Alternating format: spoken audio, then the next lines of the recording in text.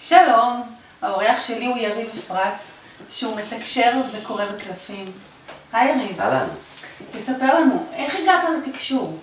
אני באתי בכלל בתחום הספורט, חשבתי שאני אהיה כדורגלן מצליח, דרך קרוב משפחה שהוא התעסק בתחום הזה. אף פעם לא האמנתי, אני בא ממקום סקפטי, אני בן אדם שקודם כל רוצה לראות בעיניים, אני לא מאמין בכאלה. ואז הוא אמר לי, אני חייב להגיד לך שני דברים. אני אגיד לך שני דברים, דבר טוב ודבר רע. הוא אמר לי, ומה אתה רוצה שאני אתחיל, בטוב או ברע? אתה תתחיל ברע ונסיים בטוב. הוא אמר לי, אז הרע זה שאתה בכדורגל סיימתם. צחקתי. ואמרתי לו, אז מה הטוב? הוא אמר לי, תתחתן תוך פחות משנה. יצאתי משם מגוחך, כך קרה, נפצעתי בכדורגל, לא הצלחתי לחזור לפעילות ספורטיבית. בזמן הפציעה הכרתי אישה שהפכה להיות אשתי, הראשונה. וזה נורא סקרן אותי איך בן אדם מצליח לפגוע בשני דברים שאין סיכוי שהם יקרו. זאת אומרת, תמיד אמרתי, אוקיי, אתה אומר משהו, אז סביר להניח שיכול לקרות, אבל דברים כאלה שהייתי רחוק ממחשבה להתחתן, ובטח לא להפסיק לשחק כדורגל, שניהם קרו. כמובן שאחר כך, כשהתגרשתי, חזרתי ושאלתי אותה את השאלה, למה לא אמרת לה שאני מתגרש? אולי אתה נותן לי את זכות הבחירה, להחליט האם אני זה. אז הוא אמר משפט חכם, שאף חברת ביטוח בעולם לא יכולה לבטח זוגיות. אין פוליסה.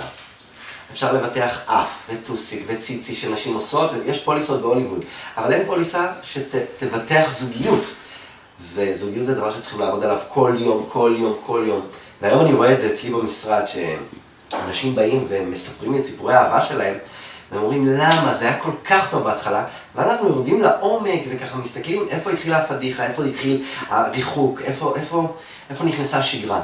זוגיות ושגרה זה מחלה, אני קורא לזה קורוזיה בתוך הבית. ברגע שמתחילה להיות שגרה, מתחילה להתרחק האהבה, קשה מאוד להחזיר, יש שיטות כמובן להחזיר, אבל אנשים נורא מאוכזבים מאהבה. ואני, בהגדרה שלי, אהבה זאת מחלה, שאם אתה חולה בה, אין אף תרופה בעולם שתנצח אותה. זאת אומרת, אסור להיות חולה מאהבה. זה מאוד קשה. לא, אני עדיין מחכה לשמוע איך הגעת לתקשור.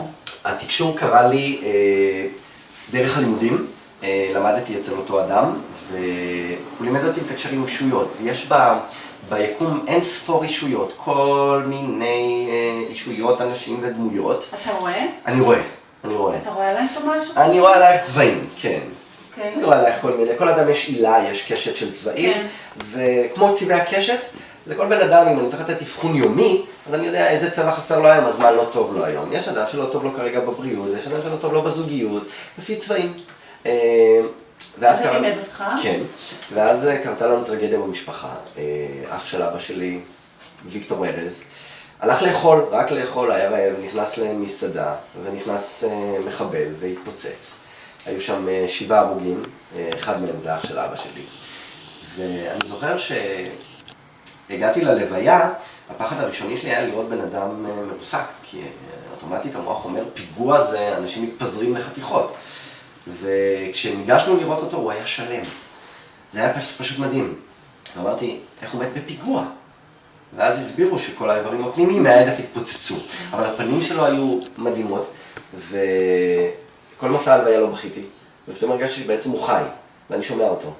וזה מדהים כי אני זוכר שאני צועד, והוא אומר לי, הנה מוריס בא. ואז אני מסתכל אחורה, ובאמת אני רואה את אותו אדם נכנס ללוויה. ואז הבנתי שיש פה משהו, וביקשתי ממנו אחר כך, ככה, ישבתי עם עצמי ואמרתי, אתה מוכן להיות המתקשר שלי? הוא אמר באהבה. והאלמנה אני מדבר איתה, והילדים אני מדבר איתם, מעביר מסרים מדי פעם. היה לו נכד שהוא מאוד מאוד מאוד אהב, הנכד אגב מתקשר איתו היום פנטסטי, הוא רואה את סבא, יכול להגיד הנה סבא, יושב עכשיו לספה. הרבה אנשים חושבים שזה מפחיד, המתים לא מפחידים, הם בעצם באים אלינו לשמור עלינו. הרבה לקוחות שמגיעים אליי לשבת, אם הם באים עם נפטרים שלהם, ואני יכול לראות את זה פתאום, אז אני מזיז את ויקטור רגע הצידה, כי אותו מתקשר שלהם בא עם מידע שאני צריך להעביר, האם זאת החתונה הנכונה, האם לעבור, וזה קורה כמעט כל יום, ואנשים פשוט קופאים בכיסא. נכנסה מישהי אתמול ואמרתי לה, באתי עם אחיך. אבל הוא נפטר, אמרתי לי, הוא התאבד. אמרתי, כן, קוראים לו שרוני. אמרתי לי, נכון. אז היא מתיישבת על כיסא, ואז הכל הופך להיות לה כזה, כל מה שתגיד. ושאלות, ותשאל אותו. עכשיו אנשים לא יודעים שאסור להציק יותר מדי, כי תקשור יכול להיעלם ברגע. אז אני יכול לדבר עם מישהו, הוא נעלם. ואנשים לפעמים, תשאל עוד שאלה, אני לא יכול. לא יכול להיות, לא, אין. הוא החליט שזהו, זה נגמר, מבחינת מידע. אז איך אתה מתקשר? מה אתה עושה? אז תקשור זה דרך, כמו שאמרתי, אני יכול לראות, אני יכול לשמוע, אני מעלה שאלה. נאמר, שאלת אותי שאלה מסוימת, כן. אני מעלה את השאלה מהמחשבה שלי כלפי מעלה. אני רואה את התשובה או בשמיעה, או שאני שומע פשוט תשובה, ממש שומע תשובה, או כתב, כמו אותיות כאלה שרצות. וואו, טלפרומפטר. בדיוק, כמו טלפרומפטר, עובר לי ככה, או בצבעים, או בריחות וטעמים. זאת אומרת, אם את שואלת אותי, פלוני אלמוני, מה אתה חושב עליו? ואין לי שום תקשור, אז אני עובר לדרגות הנמוכות, ואז אני מבקש טעם. ופתאום אני מרגיש טעם מר. לא, הוא איש לא טוב. הוא איש לא טוב. ואז נכון, איך אתה צודק? או וואו, מדהים, הוא מתוק. או תופל. או בצלילים. אני יכול לשמוע לפעמים משפטים ישירים. וזה ממש מתאים לתקשור. זאת אומרת, יצא לי לא מזמן, איפה ישנם עוד אנשים כמו האיש ההוא. ואז אני מחזיק תמונה של מישהי שבאה אליי, כי אני מתקשר עם תמונות, ואני אומר לה, וואו, הוא חתיכת איש, אבל הוא איננו, הוא מת. אמרתי לו, הוא נפטר לפני שבוע. אמרתי לה, אני קיבלתי את זה כאיפה ישנם עוד אנשים כמו האיש ההוא שהלך מבחינתי, הוא איננו. וזה לא תמונה ישנה שאת אומרת, טוב, אתה יכול לדעת שהוא נפטר. אז יש כמה וכמה סוגי תקשורים. עכשיו אנחנו בדיוק מתחילים ללמד, אנחנו פותחים קורס טהרות, ובתוך הקורס הזה אנחנו גם נלמד תקשור. אני אלמד אנשים איך להתחבר לתדר הזה, יש לכולם. איך עושים את זה? אז לכולם יש 6 חושים, גם לך. כן. את פשוט לא עובדת עם החוש השישי, הוא נמצא כאן, בטבור. הוא עמוס אצלך בצרות של יום-יום, ילדים ובנק ועבודה וזוגיות, והחוש סגור. מדי פעם הוא קופץ לך דז'ה וו, את מגיעה למקום ואת אומרת, וואי, הייתי פה, אני יודעת מה יקרה. החוש הזה מסגיר, לא קרה לאנשים קורה, אבל מאוד תחושות דז'ה וו. והחוש הזה בעצם אומר, אני קיים. אז אצל מתקשרים החוש הזה מאוד נקי. זאת אומרת, אנחנו משתמשים גם בחוש השישי, עם הכוח העליון. בקורס אנחנו נלמד את החבר'ה איך לנקות אותו, איך לשמור על רמה תקשורית. עכשיו, מתקשר שלא מתקשר כל יום, לא יוכל לתקשר. זאת אומרת, זה נעלם.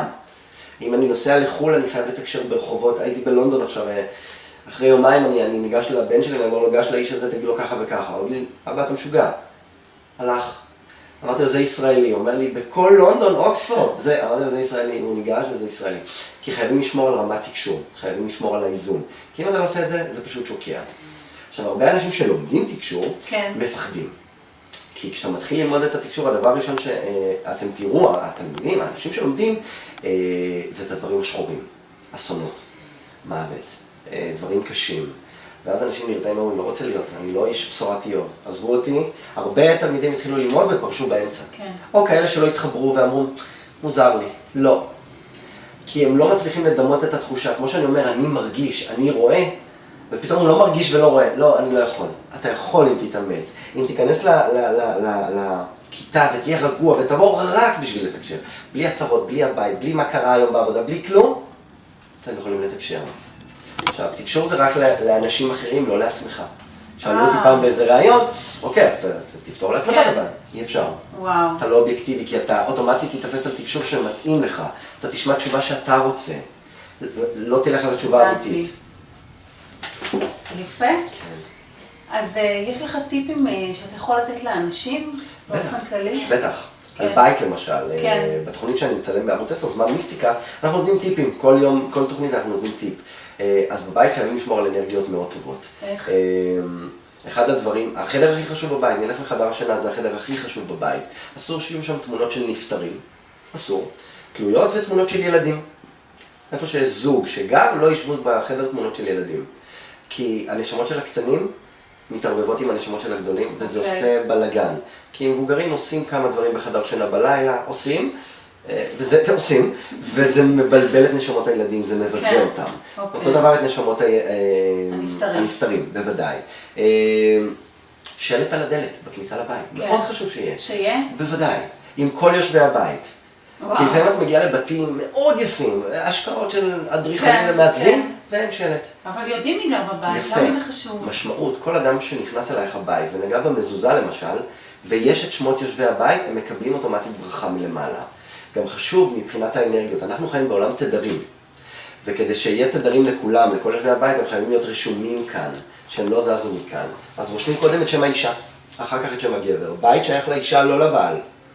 הבית הוא של האישה. שם האישה, שם הבעל, הילדים, אם יש בעל חיים ורוצים לצרף אותו לשלט, זה גם כן אפשרי. עוד טיפים, חדרי ילדים, לא לצייר בצבעי שמן, צבע שמן לא נושם, אז אין אנרגיה, ואז זה יכול לגרום לילדים בעיות של היפראקטיביות ובעיות שינה ובעיות דיבור. יש עוד מלא טיפים, אבל זה באתר שלנו כבר. אוקיי. טיפים להצלחה, אתה יכול לתת? הצלחה של מה? הצלחה זוגית? הצלחה עסקית? אתה יודע מה? הצלחה זוגית. הצלחה זוגית. יאללה, יפה. אם יש זוג שיש ביניהם הסכם, כל דבר, נישואים, הסכם נישואים, הסכם ביניהם, או זוג שרק חי ביחד, אני מאוד ממליץ לו לעשות הסכם. אפילו להוריד מהאינטרנט בגוגל, לרשום הסכם אהבה, סתם. יש כל מיני הסכמים מאוד נחמדים וקיצ'ים, ולחתום. הסכם כזה... הסכם אהבה, לא הסכם משפטי. לא חייב משפטי. הסכם אהבה חמוד כזה, אני פלוני מתחייב לאהוב, כן, אוהבת חולם, צ'וצ'י צ'וצ'י מוצ'י צ'וצ'י, כל מיני כאלה, ולחתום בכתב ידכם למטה, להניח את זה בחדר השינה, זה נגד בגידות. זה לא יפתח עיניים לשני הצדדים, זה מאוד מלכד את הזוגיות. כאלה שאין להם זוגיות, נשים, לישון במיטה עם כרית אחת בלבד. לסמן שאת רווקה פנויה שדורשת זוגיות. שלא תהיה לידך עוד כרית, כי אם יש עוד כרית, כאילו יש לך מישהו. אז צריך להוציא את הכרית. כאילו יש מישהו שלא נמצא כרגע כאן, יכול להיות שהוא נהג מונית. זה לא אומר שזה מחכה למישהו? לא, ממש לא, זה כבר קיים. כרית אחת, למשל אצל ההודיות, הם שמים נקודה כשאת נשואה. רווקות בלי, אז זה מסומנות. אבל בהודו מאוד שומרים ככה, אישה נשואה מסומנת, אתה לא יכול להגיד לא ידעתי שהיא נשואה. יש עליה סימן. אצלנו ביהדות אז יש טבעת. לא כל האנשים הולכות עם הטבעות. ההסכם הזה בעצם שומר מבגידות.